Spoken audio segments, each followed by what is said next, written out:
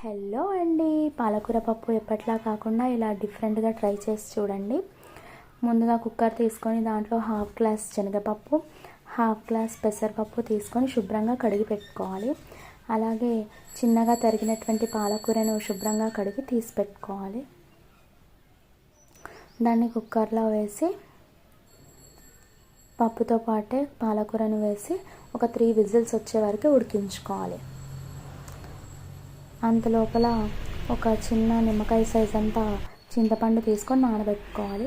పప్పు ఉడికిన తర్వాత చింతపండు గుజ్జు తీసి చింతపండులో నుంచి రసం తీసి దాన్ని పప్పులో వేయాలి. చింతపండు రసం వేశాక కాసింత పసుపు, ఫ్రెష్గా నూరినటువంటి పచ్చిమిర్చి పేస్ట్,